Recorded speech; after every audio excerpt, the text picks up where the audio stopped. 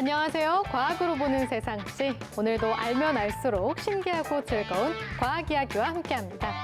수지 아나운서 저를 처음 보셨을 때 제 첫인상이 어땠나요? 저는 사실 박사님이라는 그 타이틀에 대한 고정관념이 조금 있었거든요. 근데 전혀 다르게 너무 네. 인상이 좋으셔서 특히 눈웃음이 너무 매력적이셔서 네. 저는 아직도 좋은 기억으로 남아 있습니다. 저는 수지 아나운서 처음 봤을 때 와, 이분이 정말 아나운서구나.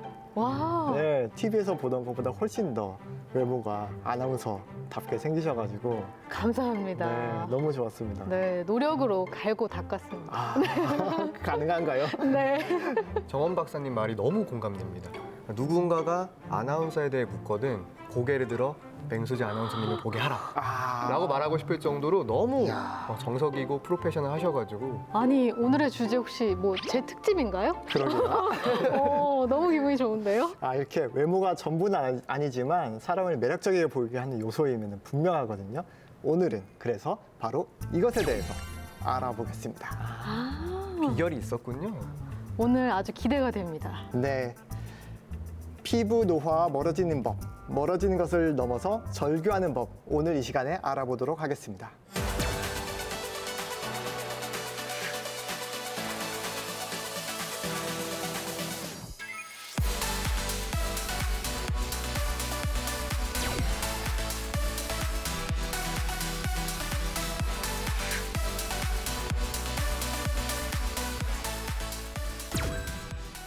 우리의 소중한 피부를 지켜주실 두 분의 전문가, 반가운 얼굴들을 모셨습니다. 네, 언니네 피부과의 그 언니가 돌아왔습니다. 세종충남대학교 병원 피부과 김현정입니다. 반갑습니다. 반갑습니다.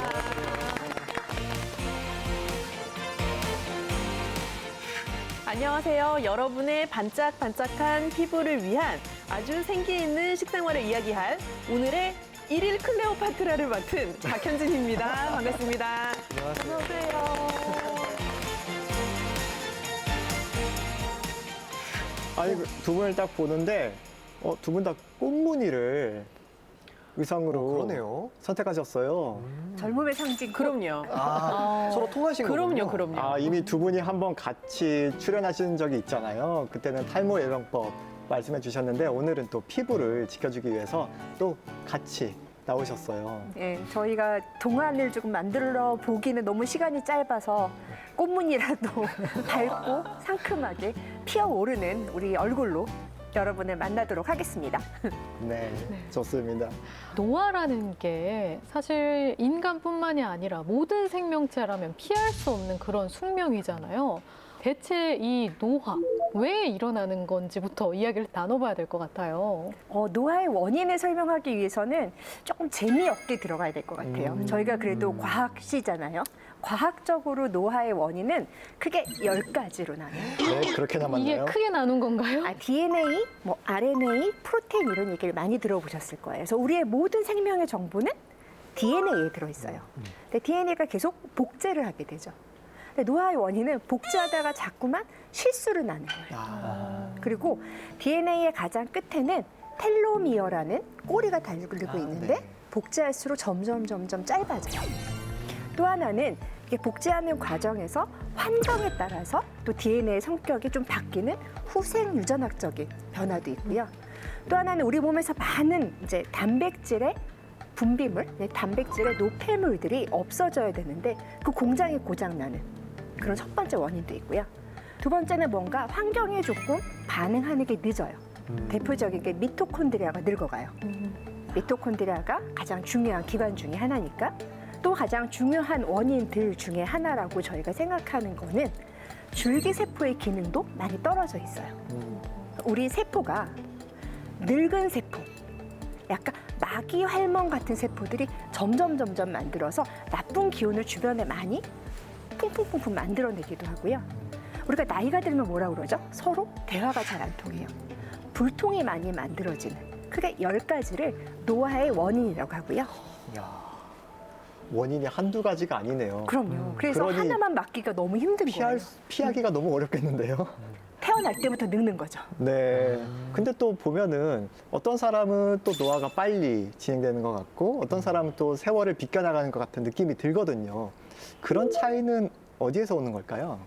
어떤 영양적인 관점에서는 노화라는 것은 비만이랑 이유가 같다라고도 볼 수 있어요. 몸을 비만하게 만드는 모든 생활 습관이나 식습관 같은 것들이 방금 교수님께서 말씀하셨던 세포 자체의 재생을 느리게 할 수 있고 그 세포 자체가 더 빨리 노화의 방향으로 갈 수 있도록 하는 지름길이죠. 그래서 비만하지 않도록 내가 노력하는 것이 어찌 보면은 나의 피부 세포도 더 덜 노화되도록 만들 수 있는 하나의 장치이기도 해요. 저는 노화에 대해서 아직 엄청 크게 걱정해 보진 않았는데요. 안 와닿으실 거예요. 그러니까. 사실 노화라는 단어를 들으면 뭐 중년, 노년기 이런 단어들과 연상이 되잖아요. 인간으로 치면 노화가 언제부터 시작된다고 보면 될까요? 최근에 미국 연구에 의하면 노화는 평균적으로 38세라고 얘기를 합니다. 그래서 이게 그냥 38세부터 늙어가는 게 아니라 네. 38세 이전에는 1년에 한 살씩 늙어가요. 38세 이후에는 1년에 1.2세씩 늙어가요. 어이쿠. 가속화되는군요. 가속화가 되는 거예요. 38세라고 해주시니까 네. 창현 씨랑 같은 그룹에 속할 수 있어서 기쁩니다. 축하드립니다. 아, 네, 너무 남으셨군요. 기쁩니다. 네. 아니, 그런데 이렇게 노화가 진행이 되고 있다는 몸의 신호, 굉장히 여러 가지가 있잖아요. 너무 여러 가지가 있어요. 네. 저는요, 그 예전 어른들께서 간단하게 아파트에서 할 수 있는 운동, 계단 오르내리기 있잖아요. 올라갈 때는 계단으로 갔다가 내려올 때 엘리베이터로 무릎 아파서 사실 잘 이해가 안 됐는데 저도 올라는 가겠는데 내려가면 아파요. 내려가는 게 더 힘든. 내려가는 게 더 힘들더라고요. 그래서 지금 이해가 안 관절이 되시죠? 늦나 봐요. 아니 근데 저도 내려갈 때 아프던데. 시작됐어요. 운동을 많이 안 해서 그런가 봐요. 네. 노안이 왔어요. 노안이 와서 실은 이제 저희 어릴 때 전공의 때 교수님들이 환자를 볼 때 그렇게 돋보기를 가지고 환자를 보시더라고요. 피부과 특성상 작은 병변을 봐야 돼요. 뭐 점 같은 걸 빼기 위해서는. 근데 교수님들이 막 돋보기를 끼고 보시길래 아니 저게 안 보여? 그랬는데 요새는 되게 돋보기 같은 거를 끼고 레이저를 해요. 안 보여서. 근데 환자들은 되게 만족도가 높으세요. 교수님 날 자세히 봐주시는구나. 제 노안이 와서 그래요.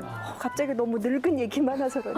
여러 가지 모든 것들이 예전에 우리 엄마, 우리 할머니, 그다음에 우리 교수님들 봤을 때 있던 모든 것들이 지금 저한테 하나씩 오는 거고, 네. 그다음에 귀도 좀 덜 들리는 것 같고.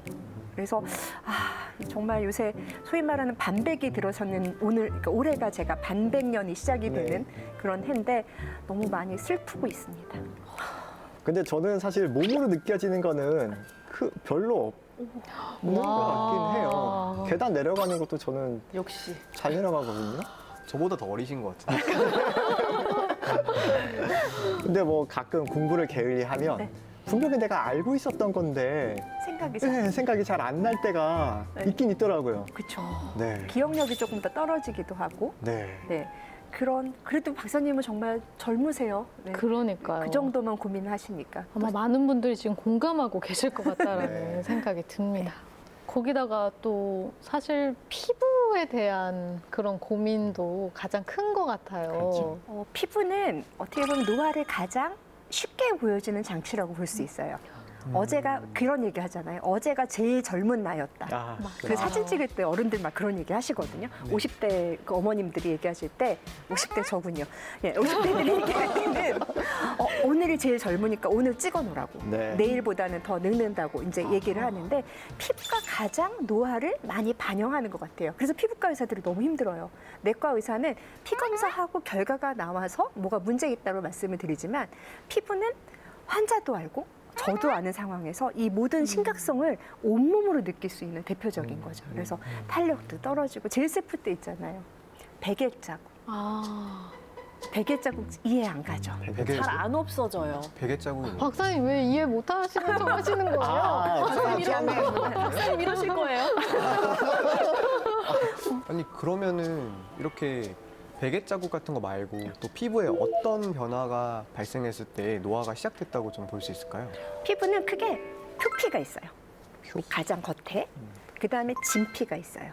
속에 탕탕하게 만들어주는 효과가 있고요. 표피는 크게 5가지 층 내지 4가지 층으로 나뉘어요. 첫 번째는 가장 밑에 있는 기저층이라고 해서 여기서는 피부를 계속 만들어내요. 그래서 거기는 피부 줄기세포도 있고 네. 또 하나 피부 색깔을 나타내려면 뭐가 있어야 돼요? 색소를 만들어내는 세포. 그게 멜라닌 세포가 있어요. 그게 가장 밑바닥에 깔려 있어요. 그 위로 가면서 우리가 가시층, 과리층이 되고요. 이게 맨 마지막에 분화가 끝나면 각질층이라고 소위 말하는 피부 장벽층이 만들어져요. 얘가 너무너무 강하게 바깥에서 모든 거를 막아주는 역할을 해요. 물도 못 들어오게 하고 또 좋은 역할은 안에 있는 물이 안 날아가게 하는 소위 말하는 촉촉하게 하는 최선의 방어막이라고 보시면 돼요. 진피로 넘어가 볼게요. 네. 진피 안에 뭐가 있을까요? 모두가 다 아는 그 단어. 족발에 들어있는 그 단어. 아, 콜라겐. 그러니까 그런 게 네. 빨리빨리 생각이 안 난다니까요. 그거를 다른 말로 교원세포, 교원질 세포라고, 섬유라고 하고요. 우리 있잖아요. 엘라스틴 했어요. 박사님만 알아듣는 그 CF. 엘라스틴 했어요 네. 하는 그런 탄력 섬유가 들어있고요. 걔네들을 만들어내는 섬유아 세포라는 그런 공장이 들어있어요. 피부는 가장 바깥에 있는 피부 장벽부터 진피로 가고 진피 안에는 콜라겐, 다음에 엘라스틴. 그걸 만들어내는 애. 만들어내는 애가 있으면 또 뭐가 있을까요? 파괴하는 애. 네. 콜라겐 분해 요소가 있어서 밸런스를 잘 맞추고 있는 게 피부의 구조라고 보시면 돼요. 그러면 이 피부가 어떻게 늙어가는지 또 어떻게 보면 돼요? 겉에부터 보면 되겠죠. 피부 장벽이 깨지면 대표적으로 피부가 어떻게 될까요? 건조해질 것 같아요. 정답. 그래서 피부가 푸석푸석 건조해지게 되고요. 우리는 타고난 보습제를 피부에 달고 있는데 나이가 들면 덜 만들어져요. 그러네요. 그래서 촉촉한 게 없고 물을 만들어내는 성분들도 많이 없는 게 그래서 결국은 각질층이 늙어간다는 거는 촉촉함이 떨어지고 건조해지고 거칠어지고 또 하나는 각질층이 쓸데없이 두꺼워져요. 그러니까 젊은 사람의 피부는 대리석 피부예요. 어른들의 피부는 아스팔트예요. 15년 된. 그 느낌이 확 오시죠. 네. 네, 또 하나. 아까 기저층에 있는 것 중에 대표적인 애가 누가 있다고 그랬죠? 색소를 만들어내는 멜라닌. 멜라닌 세포. 얘네가 일할 때는 일 안 하고 일하지 말아야 될 때 열심히 일을 해요. 대표적으로 일하지 말아야 될 때 일하는 게 뭘까요? 기미 이런 거 기미. 아닐까요? 그렇군요. 여기에 딱 생겨요. 이 기미는 멜라닌 세포가 과도하게 일을 하는 거예요. 또 하나는 각질층하고 멜라닌 세포가 힘을 합해서 되게 두껍게 돼서 마치 오래된 껌이 붙은 것처럼 생기는 거예요. 어른들이 많이 아는 단어 있어요. 검버섯? 검버섯. 역시 완전히 그래서 검버섯이 생기는 그런 증상이 되고요. 진피로 가면 어떻게 돼요? 콜라겐 합성이 떨어지고 콜라겐 분화가 증가가 되니까 탄력이 떨어져요. 그러니까 아까 말씀드린 대로 베개 자국도 남고 눌렀는데 돌아오지 않아. 예전에는 탱탱인데 이제는 우 아직 안 돌아오는 그런 증상들이 생기는 거고요. 듣다 보니까 너무 슬픈데요. 저도 그러니까요. 네, 너무 슬픕니다, 지금. 진짜. 아주 겹겹이 노화가 진행되고 있는 거네요. 그러니까요. 네, 그래서 단순하게 하나를 보는 게 아니라 박사님 말씀하신 대로 겹겹이 네. 그렇게 나올 수 있는 거죠. 요즘 연예인이나 유명인은 뭐 당연하고 일반인들조차도 이 나이에 비해서 동안인 사람이 엄청 많거든요. 맞아요. 그런 의미에서 최강 동안 선발 대회를 한번 해보면 어떨까 싶습니다. 좋습니다. 지금 자신 있어서 제안을 하신 것 같은데. 아유, 네, 자신만만 하시죠. 네. 네. 그냥은 젊으니까. 그러면 저희 과학으로 보는 세상 시 방부제 동안짱 선발대회를 한번 야. 열어보도록 하겠습니다. 타이틀까지 있나요? 아, 그러니까 이게 뭐라고 긴장이 되네요. 그냥 갑자기 대뜸할 순 없으니까 또 자기 PR의 시간을 가져봐야 될 것 같은데요. 생각을 해야 되는데. 네, 오늘 클레오파트라를 맡고 계신 박사님께서 가장 먼저 해주시면 어떨까? 네네네. 아, 기대됩니다. 저희 여동생은 저와 띠동갑 이상 나이 차이가 납니다. 와우. 14살이 어린 여동생이 있어요. 아직까지도 다니면 가끔 친구냐 야. 물어보십니다. 14년의 세월 차이를 극복하는 동생도 살짝 노아집니다. 받으실 분 계시나요? 강력한 사례였습니다. 동생이 없어서 14년 차이 동생이 없어서 불리하네요. 빨리 하는 게 좋을 것 같습니다. 네. 예, 저 반백살입니다. 50. 이야. 와. 여기 하나 더 얹고 앞머리를 자르니까 우리 딸이 저한테 그랬어요. 엄마 50에서 0자 빼도 되겠어. 와우. 귀엽다 그러더라고요. 이권하겠습니다. 이상입니다. 야, 하겠습니다. 5살이라고? 아, 쉽지 우리 않아요. 딸이 나한테 그러더라고요. 저는 이렇게 세지가 않아서 일단 저는 이제 길을 가다 보면요. 네. 학생인 줄 아십니다. 아, 학생. 네. 혹시 편의점에서 줄을 살 때 아, 신분증. 신분증 요구받은 있지. 적 없으세요? 그것은 당연한 거 아닙니까? 저도 있습니다. 아, 정말요? 요즘 다 그게 마스크의 탓이라고 생각합니다. 다 가리고 다니기 때문에. 아, 역시. 저는 아까 14살 말씀하셨는데 보통은 아니지만 가끔 15살 아래 정도로 보시는 분들이 있습니다. 전 그렇게 봤어요. 처음 뵀어요. 아, 진짜요? 네, 전 대학원생인 줄 알았어요. 아, 이렇다니까요. 아니, 오늘 후드티 이거 노리신 거 아니에요? 아, 그러게요. 어떻게 이렇게 입었네요, 오늘. 와, 진짜 너무 강력하십니다. 제가 웬만한 에피소드로는 정말 이제 비빌 수가 없을 것 같아서 제가 이제 학원에서 애들을 가르치는 일을 또 하고 있는데 가끔 가르치다 보면은 아이들이 원장 선생님한테 가서 우다다 달려가서 항의를 하더라고. 아니 왜 고등학생이 우리 가르치냐? 야, 이 뭐야. 네. 이길 수가 없네요. 뭐 학교를 다니는 학생이 와도 되는 거냐? 이런 말을 어떤 친구한테 들은 적이 있어요. 못 이기겠는데. 아, 저는 일단 꼴등 자진해서 예약해 두도록 하겠습니다. 저는 그 다음 하겠습니다. 아닙니다. 아닌데요, 아직 아닌데요. 너무 아직 몰라요. 쟁쟁하셔가지고 하나, 둘, 셋. 오. 와, 못하네요. 축하드립니다. 와, 이거 좋아야 되는 것 같아요. 본인 제외 모두가 박사님 아. 뽑았네요. 축하드립니다. 네, 뒤풀이 확실하게. 소감 한 말씀 해주시죠. 아, 네. 제가 동안 얘기를 간간히 듣고 살긴 했지만 이게 또 공식적으로 인정받은 건 또 처음이라 감개무량합니다. 감사합니다. 대학원생 같은 그런 역할을 맡아주시길 부탁드리겠습니다. KBS 인증 동안이라고 제가. 10만 원을 붙이고 다니시면 좋습니다. 박사님이 참 동안이라는 걸 저희가 인정을 하는 반대 도대체 어떻게 관리를 하시는 건지 너무 궁금해요. 피부도 정말 좋으시고 비결이 뭡니까, 박사님? 이거 진짜 메모해야 돼요. 그러니까 제가 이 질문을 좀 받긴 받아요. 평소에 받는데 제가 참 민망해요. 할 얘기가 없어요. 사실 타고났다. 그러니까 아무 관리를 안 해요, 저는. 피부과에 가서 시술 받은 적은 한 번도 없고요. 선크림도 잘 안 바르고 뭐 하는 게 별로 없긴 해요. 어떻게 시청자분들 그래서 좀 민망합니다. 반응 감당하시겠습니까? 모르겠어요. 이게 어쩔 수 없어요. 근데 제가 봐서도 타고난 피부신 것 같아요. 그래서 보통은 유전적인 영향을 저희가 어느 정도로 보냐면 20% 정도 봐요. 그럼 반대로 어떤 영향이 있을까요? 뭔가 환경적인 요인이 80% 정도 봅니다. 그래서 희망을 놓치지 말고 박사님처럼 타고난 피부 20이 아니면 저희 피부과 의사의 도움을 받으셔서 80%의 어떤 습관과 치료와 관리가 필요한 그런 영역이라고 볼 수 있을 것 같습니다. 저는 교수님과 친하게 지내고 싶습니다. 아이, 그럼요. 네. 피부 관리를 통해 좋아질 수 있다는 것을 우리가 모두가 이제 잘 알고 노력해야 될 것 같은데요.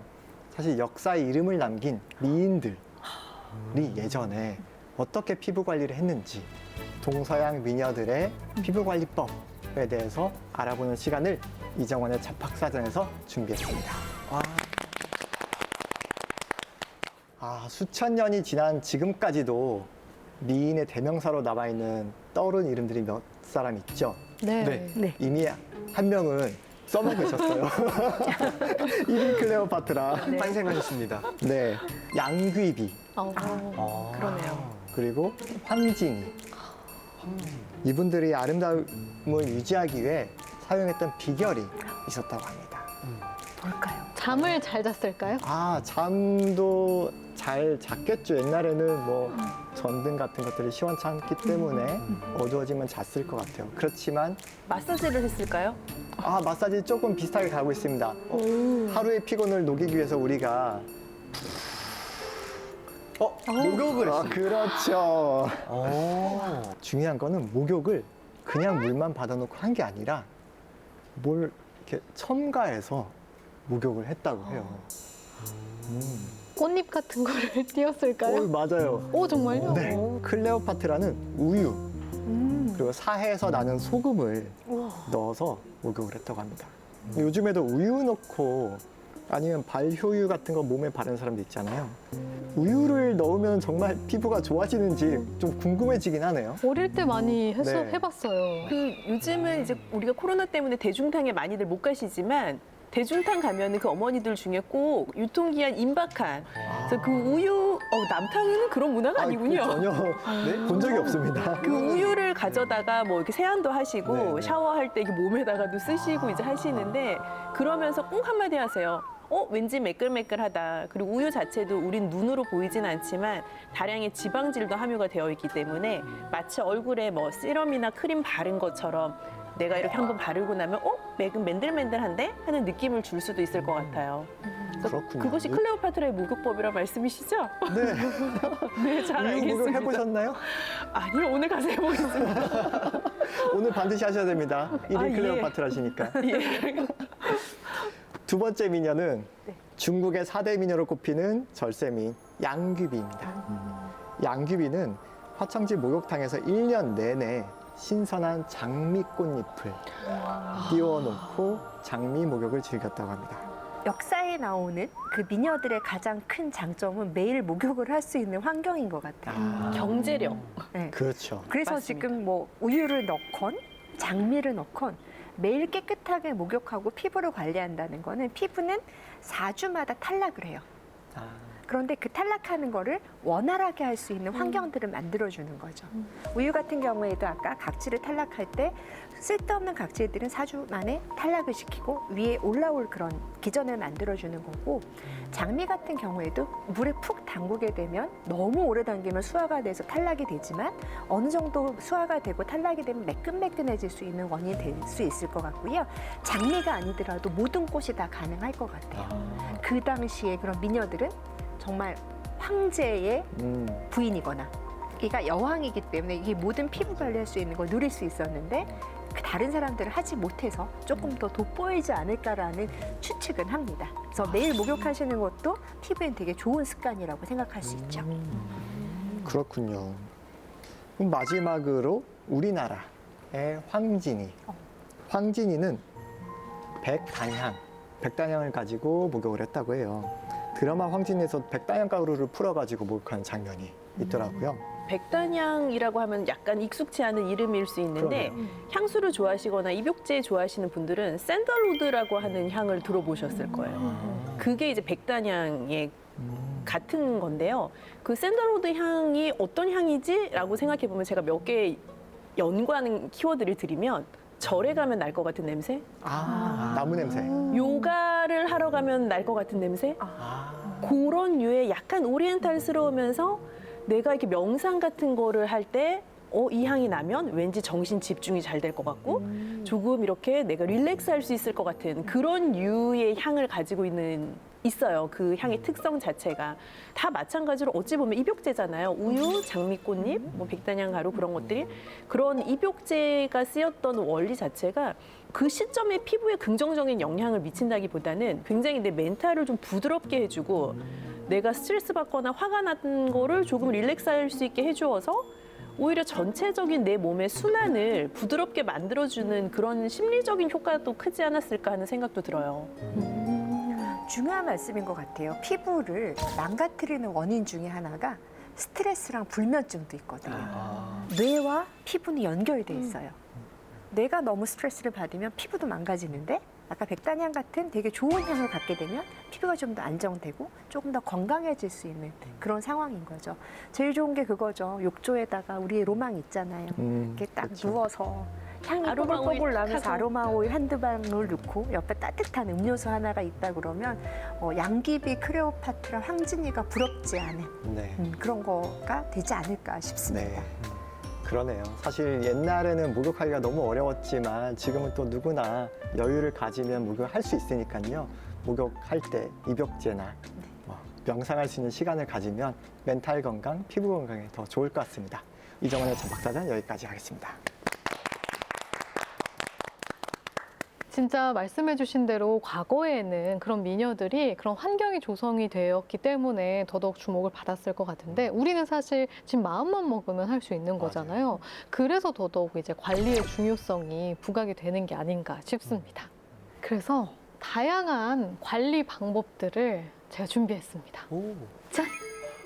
와. 와, 진짜 많네요. 너무 많아요. 굉장히 많죠. 네. 교수님, 이 중에서 어떤 걸 가장 먼저 좀 살펴보면 좋을까요? 되게 고민이 되는데 너무 많아서. 자, 그러면 저는 바로 얘를 선택하겠습니다. 와. 7가지 피부의 주적이 있는데 그 중에 가장 으뜸은 바로 자외선이라고 생각할 수 있는 거죠. 그 피하기도 어려운 그 자외선을 그럼 어떻게 해야 되나요? 자외선은 실은 파장에 따라서 네. A, B, C가 돼요. A가 가장 파장이 길어요. 자, 퀴즈. 네. 파장이 길으면 깊게 침투할까요? 얇게 침투할까요? 에너지가 작으니까 작게 침투하고. 깊게 침투합니다. 역시 대학원생과 대학생의 가장 큰 차이. 이게 차이입니다. 네, A가 파장이 길기 때문에 깊게 침투하게 되고요. 실내에서도 받을 수 있어요. 그래서 깊게 침투하면 어디까지 갈까요? 피부에서. 맨 진피? 진피까지. 아, 진피. 그래서 콜라겐의 합성을 저하시키고 콜라겐의 분해하는 효소를 활성화시키는 게 자외선 중에 A가 가장 많이 영향을 미쳐요. 그 다음엔 누굴까요? B. B는 2가지 효과를 하죠. B에 노출이 되면 피부가 어떻게 될까요? 빨갛게 되거나 까맣게 돼요. 얼룩덜룩하게 만드는 겁니다. 타게 만드는 거. 네, 도시에 계신 75세 어머님하고 그다음에 지방에서 맨날 농사 짓는 분들하고 피부의 차이가 확연한 이유는 그런 UVB 때문에 피부가 얼룩덜룩하는 것도 있죠. 물론 A도 많이 노출이 되죠. 그다음에 C는 어떤 역할을 할까요? UVC는 짧지만 에너지가 어때요? 더 많아요. 그럼 뭐가 문제가 될까요? 세포를 파괴할 수 있겠네요. 파괴할 수 있고 파괴하다 보니까 DNA가 손상해서 돌아오지 네. 못하면 피부암을 일으키는 네. 대표적인 파장이고 얘는 오존이 깨지게 되면 더 많이 생기는 거예요. 그래서 A, B, C 그중에서 C는 저희한테 잘 다다르지 못하니까 주로 UVA, 자외선 A와 B를 A는 더 늙게 하고 B는 피부를 얼룩덜룩하게 까맣게 만드는 그런 원인들이 되고 이런 것들을 모두 차단했을 때 피부가 B를 차단하면 어떻게 되겠어요? 피부가 훨씬 더 하얗고 매끈매끈한 피부가 되고 A를 차단하면 어떻게 되겠어요? 탄력이 좀 더 붙는 피부가 돼서 A와 B를 모두 차단하는 게 중요하게 되는 거죠. 근데 이렇게 각각 다른 ABC 자외선들을 어떻게 차단할 수 있는 건가요? 집에 다 아까 박사님은 절대 네. 바르지 않는다는 화장품이 네. 하나 있어요. 아, 아, 있긴 있어요. 선크림. 저희 있어요. 얼마큼 되셨어요, 사신지? 몇 년 됐죠. 아, 네, 바꾸셔야 돼요. 네. 이거 차단하는 방법은 자외선 차단제라고 부르게 되죠. 자외선 차단제는 둘 다 막아야 돼요. A를 차단하는 지수가 뭐라고 나와 있냐면 PA라고 나와 있어요. 아. 그래서 그거는 어떻게 표시하냐면 막대기, 그러니까 그 십자가 플러스. 플러스. 네. 네. 3개면 강하네. 아. 2개면 좀 덜 강하네. 1개는 그냥 도시 정도. 그러면 여기서 또 퀴즈. 계속 학생을 보면 교수의 참 나쁜 버릇이에요. 학생들을 보면 질문 너무 하고 싶어서. 자, 자외선 B를 차단하는 지수가 뭘까요? S로 시작해요. SPF. 훌륭한 학생들이에요. 네, SPF. 이거는 B를 차단하는 능력인 거예요. 왜 PB가 아니죠? 그러게요. 네. 그래서 선 프로텍션 팩터라고 얘기해서 태양을 차단하는 막는 팩터 SPF라고 쓰게 되고요. 가장 우리가 어떤 야외, 특히 해변에서 쓸 때는 최소한 SPF 50 이상을 바르라고 얘기를 해요. 도시에서는 얼마 정도면 충분하냐면 30 정도 되는 거 씁니다. 그렇군요. 앞으로 이 숫자도 잘 보고 이 자외선 차단제를 골라야 될 것 같다는 생각이 듭니다. 이런 숫자의 의미도 저희가 파악을 했지만 이 선크림을 어떻게 사용하는지가 더 중요할 것 같아서 오늘의 알쏭달쏭 호기심 보따리에서 그 내용을 준비해 보았습니다. 네, 혹시 TPO가 뭔지 아세요? 어. TPO. 아, TPO. 네. 알죠. 오. Time, Place, Occasion. 네, 맞습니다. 아주 정확합니다. 오늘은 이 선크림 자외선 차단제를 TPO에 맞춰서 풀어보려고 합니다. 먼저 T, 타임인데요. 선크림을 언제 바르면 제일 좋나요? 우선은 나가기 20분 전에 바르라고 말씀을 드려요. 왜 그럴까요? 피부에 좀 흡수. 네, 피부의 각질층에 화학 성분이 흡수가 돼야 돼요. 그래서 거기에 잘 스며들어서 언제건 노출됐을 때 흡수할 준비가 해야 되는데 그게 깔리는 시간이 한 20분 정도 걸린다라고 설명을 드리기 때문에 옷 입기 전에 선블럭을 발라라, 선크림 발라라고 말씀을 드리죠. 그럼 잊지 않을 거예요. 그러면 머릿속에 저장해보고 네. 다음으로 넘어가 보도록 하겠습니다. 다음은 이제 플레이스, 즉 자외선 차단제를 바르는 장소인데요. 당연히 야외로 나갈 때만 발라야 되는 거겠죠? 집에서 눈을 뜨고 출근하기 전에, 나가기 전에 내가 햇볕에 노출된, 여기서 햇볕에 노출이 된다는 거는 야외 활동도 있지만 걸어 다니는 것도 햇볕이 있죠. 또 하나는 내 사무실이 창가에 있다. 그러면 그분들은 UVA를 차단하기 위해서 반드시 발라야 돼요. 그래서 자외선 차단제의 가장 좋은 플레이스라고 얘기하는 건 1번 집, 2번 직장, 또 하나 3번 가방. 그래서 어느 곳에나 곳곳에 두시는 게 가장 중요하다라고 설명드릴 수 있습니다. 집에서도 바르고 있어야 된다는 걸 전 잘 몰랐는데 네. 어디서나 자외선 차단제는 필수겠네요. 혹시 집이 지하면 햇볕이 하나도 안 드는 지하면 안 바르셔도 돼요. 아, 그러진 않습니다. 그런데 여기서 또 변수가 있어요. 우리 맨날 보는 거 있죠. 스마트폰에 블루라이트이 나오기 때문에 네네네. 얘가 또 노화를 악화시킬 수 있어요. 그래서 집에서 너무 깜깜한데 하루 종일 붙들고 계시는 분들, 특히 뭐 컴퓨터 많이 쓰시는 분들은 물론 블루라이트만 차단하는 그런 제품이 없어서 자외선 차단제를 바르면 블루라이트의 영향을 좀 덜 받을 수 있어요. 그러다 보니까 모든 곳에 다 있어야겠죠. 그러니까 다시 말씀드리면 저한테 신입에게 다 화장되어 있는 거 다 치우고 2개만 남겨라. 1번 보습제, 2번 자외선 차단제. 반드시 갖고 다니셔야 합니다. 내 피부야, 미안해. 이 방송 잘 보고 있니? 앞으로는 내가 꼭 선크림 잘 바를게. 방 안에서도 바를게. 약속. 부끄러움은 저희의 몫인 거죠? 아, 네. 이제 마지막이 남았는데 오케이션.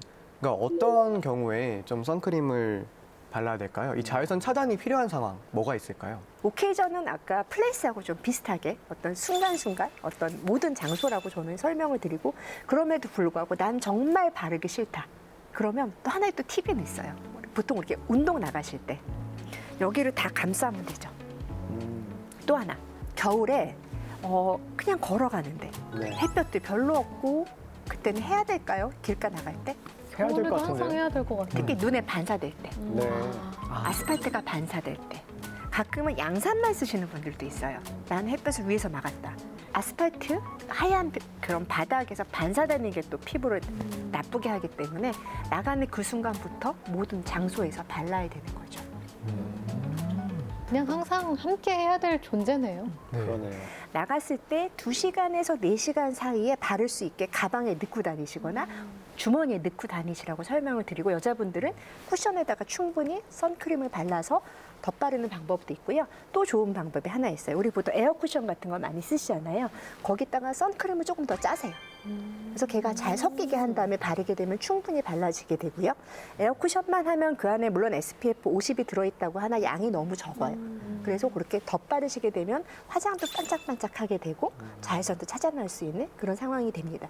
결국 오늘 이렇게 TPO로 자외선 차단제 대해 알아본 결과 언제 어디서든 선크림을 발라야 될 것 같습니다. 오늘의 알쏭달쏭 호기심 보따리 여기서 마치도록 하겠습니다. 자외선 차단제의 중요성. 익히 알고는 있었지만 이 정도일 줄은 몰랐는데 앞으로 정말 잘 챙겨 발라야겠다는 생각이 듭니다. 그리고 또 이렇게나 많은 방법 중에 또 다음 키워드도 알아봐야겠죠? 다음 키워드는 박사님께서 골라주시죠. 저는 선택이 어렵지 않습니다. 저는 요겁니다, 요거. 아, 그렇죠. 역시 예상했습니다. 네, 모두가 아시다시피. 네. 이것에 대해서 좀 설명을 부탁드리겠습니다. 네. 다이어트에 성공하고 싶은 여자분이 계시잖아요. 그리고 우리가 잘 아는 연예인분들 중에서도 다이어트에 정말 성공하신 분들이 계세요.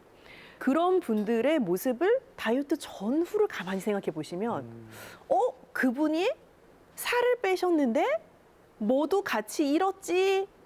라고 생각되는 게 있으실 수 있어요. 살을 빼서 젊어 보일 수도 있지만 주름이 더 생길 것 같은 그렇죠. 느낌. 주름이 더 생긴 것처럼 보여서 늙어 보여 라고 하는 분이 있을 수 있어요. 이제 그런 케이스가 보면 우리가 얼굴 살은 안 빼고 싶잖아요. 그런 게 어떻게 보면 내 몸의 피부가 얼굴 따로 목 따로 이렇게 되어 있는 게 아니라 전체 피부는 그냥 한 판인 거예요. 물론 조금 더 노화가 잘 될 수 있는 조건을 가진 피부가 있을 뿐인 건 거죠. 그래서 피부의 노화를 조금 늦출 수 있는, 방지할 수 있는 식습관의 차원에서도 생각해 보면 제가 권장드리고 싶은 것은 누구나 잘 아는 건강한 식습관이라고 딱 타이틀 안에 넣을 수 있는 식습관이 내 피부도 건강하게 할 수 있는 식습관이에요. 그러면 아, 또 뻔한 얘기 하네? 라고 생각하실 수 있는데 하나 조금 다른 시각을 드리고 싶은 포인트는 내가 뭘 먹어야 피부 좋아지지? 아, 요거 챙겨 먹으면 피부 좋아지나? 그런 관점 말고 내가 어떻게 해 먹어야 피부 좋아지지? 라는 말씀을 좀 드리고 싶어요. 어떻게 해먹다 라는 것을 전문 용어로 말씀드리면 조리법이에요. 네. 그렇죠? 이 조리법을 나타내는 여러 용어가 있어요. 뭐 아시는 거 말씀해 보세요. 레시피? 아, 저 고급 용어로 또 말씀하시네. 자, 그러면 더 쉽게 요리법. 제가 하나 던져볼게요. 굽다, 삶다. 삶다, 튀기다, 튀기다, 데치다, 부치다. 무치다, 볶다. 볶다. 여러 가지가 지금 나오잖아요. 그런 조리법을 똑같은 식재료, 예를 들면 감자. 감자 삶을 수도 있죠? 물에 네. 퐁당 넣어서 삶을 수 있죠? 그거를 찜기에 올려서 물에 담그지는 않지만 찔 수 있죠? 얘 얇게 잘라서 튀길 수 있죠? 네. 좀 굵게 잘라서 튀길 수 있죠? 오븐에 구울 수 있죠? 프라이팬에도 구울 수 있죠?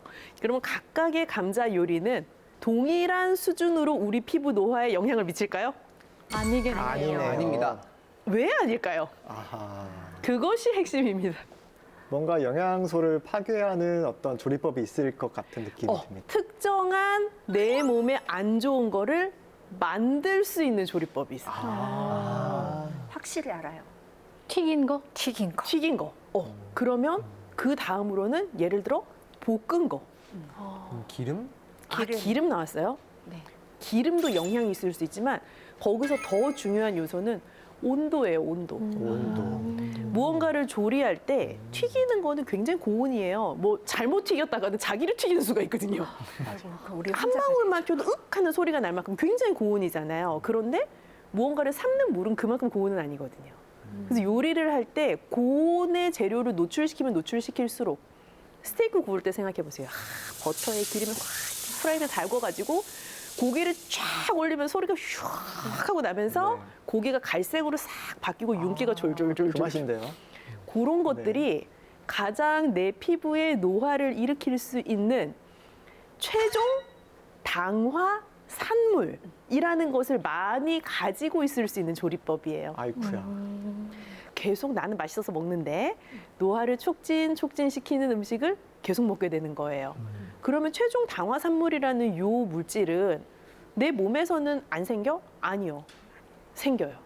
내가 외부에서 음식을 통해서 먹을 수도 있고 내 몸에서 생길 수도 있는데 어떤 경우에 생기냐. 내가 너무 많은 탄수화물을 먹었어요. 얘가 내가 쓰다 남았어요. 어떻게 해서든 요거를 저장의 형태로 몸의 어딘가에 보내야 돼요. 네. 그러면 내 몸에 있는 다른 단백질과 남아도는 탄수화물을 잘 결합을 시켜서 원치 않는 이 부산물의 형태로 내 몸에 어디에 갖다 넣어요. 그게 또 다른 형태의 몸에서 생성되는 최종 당화 산물일 수 있어요. 그러한 형태의 내 몸에 자연스럽게 생긴 대사 산물, 찌꺼기, 그리고 내가 나도 모르게 먹은 외부로부터 들어온 음식으로부터 섭취한 그 안 좋은 그 갈색의 그러한 물질들이 내 몸에 많이 쌓이게 되면 나의 노화를 촉진하게 되는데 치매를 유발하게 되는 식습관이 될 수도 있고요. 그게 마이크로바이옴의 균형을 깨트릴 수 있는 식습관이 될 수도 있고요. 당뇨를 유발시킬 수 있는 식습관이 될 수도 있고요. 동시에 우리 여러 번 나왔던 단어인 것처럼 내 피부에 계속 역할을 잘 해주었으면 좋겠는 콜라겐을 제대로 활성화되지 못하게 하는 역할을 하는 물질이 될 수도 있는 거예요. 몸 안에서 만들어지는 거는 내가 탄수화물 섭취량을 조금 조절하고 잘 관리를 한다 해도 어느 만큼 쌓였는지 모르잖아요. 내 몸에 있는 안에 있는 것이 나에게 보이지 않잖아요. 근데 외부에서부터 들어가는 그 물질은 최대한 안 먹을 수 있어요. 그걸 잘 구분해내는 게 지금은 중요한 것 같아요. 그래서 어떠한 식품을 먹어서 내가 이미 잘못한 이 나의 이 모든 잘못을 덮으려고 생각하기보다는 그 잘못이 아예 안 일어날 수 있도록 잘 골라내고 내 입으로 넣는 거. 그 현대인의 기술입니다. 그 기술을 잘 익히시면 내가 조금 더 건강하게 다이어트도 지속하실 수 있고 의도하지 않았는데 피부까지 좋아질 수 있는 거예요. 그래서 다이어트 잘 하시는 분들 식단을 아주 잘 건강하게 조절하셔서 유지할 수 있는 식단을 가지고 다이어트를 하시는 분들은 피부가 그렇게 갑자기 안 늙어요, 다이어트 하면서. 그래서 오늘 드리고 싶은 말씀은 피부에만 좋은 식품이 있다기보다는 내 몸을 전체적으로 건강하게 할 수 있는 식사, 특히 요 조리법, 건강한 조리법, 최종 당화산물의 수치를 낮출 수 있는 조리법으로 구성된 그런 식단을 선택하시면 우리가 다음 만날 땐 더 반짝반짝해져 있지 않을까 하는 생각을 해봅니다. 고맙습니다. 앞으로 물에 빠진 고기만 먹어야 되네요. 불에 구운 애보다. 데친 거. 구운 고기보다는 튀긴 훨씬 고기보다는 권장입니다. 네. 지금 말씀하신 우리 최종 당화산물은 노화가 진행될수록 피부에 침착이 돼 있어요. 저희가 조직 검사를 해보면 얼마큼 늙은지 볼 지표에 가장 많이 쓰이기도 하고요. 나쁜 음식은 소위 말하는 노화의 가장 주범인 활성산소를 확 올리게 돼요. 그래서 얘네들은 분명히 피부를 늙게 하는 겁니다. 근데 항상 저는 박사님 강의하고 나면 되게 반성을 많이 하고 어제 먹은 거는 어제 팽이버섯을 계란에 기름을 해서 볶아서 먹었는데 또 반성을 해야 될 것 같고. 네. 아유, 그래도 식재료 자체를 감자튀김도 건강한 거 먹었고. 택하셨으니까. 네. 저는 이쯤에서 궁금한 게 박사님만의 좀 즐겨 드시는 거라든지 좀 개인적으로 좀 좋아하는 건강한 조리법, 건강한 음식 어떤 게 있으신지 좀 궁금하거든요. 그런 기미를 또 여기서 풀어야 되는 거죠? 아, 네. 제가 요즘 참 좋아하게 된 메뉴가 있어요. 요즘 유행하게 된 식당들도 많은데 편백찜? 이게 샤브샤브는 우리가 이렇게 육수에다가 담궈가지고 이렇게 먹는 형태라면 나이가 드니까 그거조차 귀찮습니다. 그래서 다 쪄서 나오는 그 편백찜 이렇게 딱 바로 김 올라오는 거에서 뭐 고기도 있고 다른 숙주나 양파나 버섯 같은 그런 채소가 잘 어우러진 그 요리가 참 좋더라고요. 그래서 그거를 제가 좀 몇몇 브랜드에서 먹어보고 집에서 이제 급기야 하기 시작했어요. 이게 찜기 사셔서. 찜기에다가 너무 간단해요. 집에 있는 모든 냉장고를 터시면 되고요. 모든 있는 채소를 다 깔아요. 거기다 그냥 일단 깔고 그 위에 냉동실을 열면 누구나 고기가 있어요. 저는 정말 초보자는 훈제오리 강력 추천입니다. 이 간이 다 돼 있거든요. 아무것도 안 해도 돼요. 그 채소 위에다가 훈제오리 이렇게 얹어가지고 뜨거운 김 올라올 때까지 한 김만 찌면 바로 그냥 초간단입니다. 약간 침이 고이신 것 같은데 박사님. 네. 배고픕니다. 너무 맛있겠는데요? 그러니까 그게 정말 간편하고. 건강하고 그렇게 드시는 거를 제가 여러분에게 권해봤는데 가장 크게 느끼시는 효과가 뭐냐면 다음날 화장실이 달라요. 제가 피부에 건강한 식사는 마이크로바이옴 좋고 그 화장실을 잘 가게 되고 다 연관관계가 있는 건데 한번 해보세요. 믿음으로 강력 추천입니다. 좋습니다. 한번 해봐야겠네요. 가끔 이렇게 피부에 음식을 물어볼 때 가장 사람들이 아까 피부에서 탄력을 유지하는 가장 중요한 성분이 뭐라고 그랬죠? 콜라겐. 그게 가장 많이 들어있는 음식이 뭐죠? 돼지 껍데기. 족발. 족발. 족발. 족발. 그래서 가끔 저한테 물어봐요. 족발을 먹으면 콜라겐 합성이 증가해서 피부가 탄력이 붙는. 아이고. 저도 궁금한데 왠지 답변을 안 듣고 싶어지는 이 기분은 뭘까요? 의미 없어요. 슬픕니다. 물론 주름이 안 보일 수는 있어요. 왜 그럴까요? 족발을 너무 많이 먹어 살이 쪄서 그렇습니다. 살이 찌면 살이 찌면 이렇게 피부가 탱탱해 보여서 일시적으로 피부가 되게 건강해 보이긴 하지만 장기적으로 좋지 않아서 가끔 이제 족발집에 가면 친한 족발집이 있거든요. 네, 거기 가면 맨날 그 사장님이 그래요. 이거 먹으면 피부도 좋아지고 막 건강해지고. 네, 근데 기분은 좋아지기는 하는데 족발, 닭발 이게 발로 된 애들은 그렇게 좋은 음식은 아니라고 생각을 하고요. 콜라겐을 많이 먹는다고 해서 콜라겐이 늘지는 않아요. 아니 근데 요즘 보면 네. 이런 그런 족발, 닭발 말고도 콜라겐 제품들이 네. 있잖아요. 그런 건 어떻게 좀 도움이 안 될까요? 참 이게 난감한데 이 콜라겐이라는 거는 단백질의 한 종류예요. 우리 몸에 여러 종류의 단백질이 있는데 체내에 콜라겐이 가장 많은 단백질이에요. 단백질 중에 콜라겐이 제일 많아요. 콜라겐은 3가지 펩타이드, 글라이신, 프롤린, 그리고 다른 3가지 아미노산이 연결된 게 기본 단위예요. 시중에 나오는 제품들은 요 3가지를 아미노산 3개를 붙인 작은 펩타이드를 먹이는 거예요. 왜냐면 흡수가 잘 되니까. 그러면 이렇게 생각하면 돼요. 우리 레고 좋아하세요? 네. 레고에 보면 거기에 그 피스들이 되게 많잖아요. 네. 우리 그냥 피스를 먹는 거예요. 그런데 사람들은 레고를 받아오는 순간에 바깥에 있는 그림에 트럭이 있잖아요. 난 트럭을 산 느낌. 하지만 그 만들어지는 과정 자체는 몸에서 이루어지는 거기 때문에 그 소위 말하는 건강기능식품 먹는다고 해서 100% 내 몸에 콜라겐이 만들어지고 없던 탄력이 생기지는 않아요.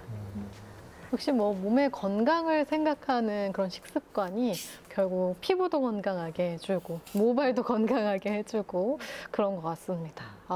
다시 한번 또 반성이 됩니다. 하나 정말 강조드리고 싶은 거는 먹는 것, 바르는 것만큼 중요한 게 마시는 거예요.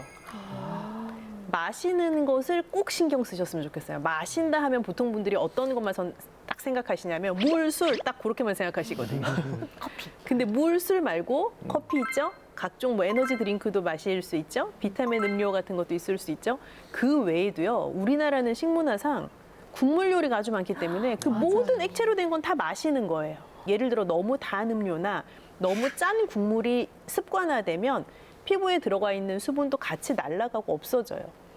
그런 것들을 방지할 수 있는 마실 때 신경 쓰기. 특별히 더 강조드리고 싶은 부분이에요. 오늘 이렇게 다양한 방법들을 살펴봤는데 여기서 저는 또 하나 바로 내면의 젊음. 네, 마음이 노화를 막을 수 있는 또 하나의 건강한 방법이지 않을까 싶습니다. 네, 맞습니다. 마음이 젊으면 노화도 겁먹고 천천히 오지 않을까 생각이 듭니다. 몸과 마음 건강 둘 다 신경 쓰시면 좋겠습니다. 네, 오늘 저희가 준비한 소식은 여기까지입니다. 다음 시간에도 재밌고 유익한 과학 이야기 들고 찾아오도록 하겠습니다. 과학으로 보는 세상, 씨!